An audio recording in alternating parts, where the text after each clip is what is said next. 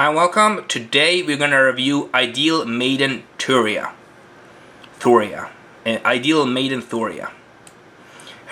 She is a normal unit, grade 2, Intercept, 9000 power, 1 critical, 5000 shield, Neo Nectar. The maidens will become the ideal flowers. Oh yeah, that's pretty cool.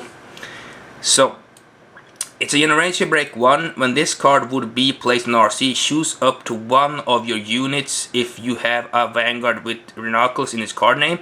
This unit will be regarded as a unit with the same card name as that unit. So here you kind of see the earlier cards I talked about and how you can kinda... It goes back to, of course, Asha, and it goes back to one-shot elf. If you summon this card and then you have a Vanguard with Ranunculus in its card name, this card is regarded as the unit you chose. So you can basically clone this card and become another Ranunculus, Asha, whatever. The Glorious Bloom Asha. You can make this card have the name Glorious Bloom Asha. That's at least what I think it means, because, yeah, choose one of the units that have a Vanguard with Ranunculus card, yeah. So, yeah, so this is pretty much the card that will help you out with the green shot elf, of course. This really helps out the whole cloning thing and makes it a lot more ideal. And it's Generation Break 1, so it's not that hard to accomplish. It is another Generation Break 1 as well, which is pretty interesting. Choose a card from your drop zone with the same card name as this unit and put it at the top of your deck.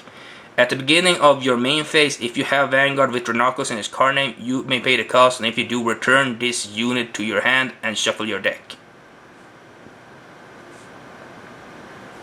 Yeah, so pretty much you can return a card from the bottom of your deck at the beginning of your main phase, and if you have Vanguard with Ranunculus in its card name, you may pay the cost, and you can return this card to your hand and shuffle your deck. So you can return this to your hand so it doesn't get destroyed, so you can use the effect again next turn.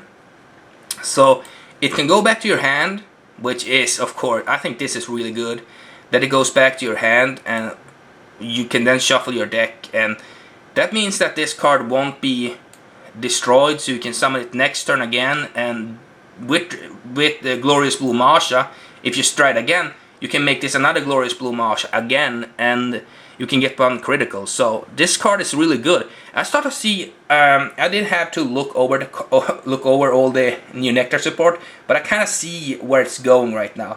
It's going to be this.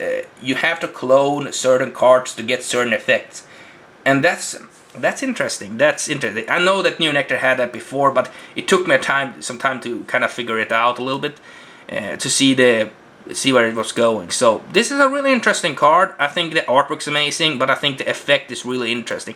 It has 2 really good effects, so this is definitely a card that I would pick up.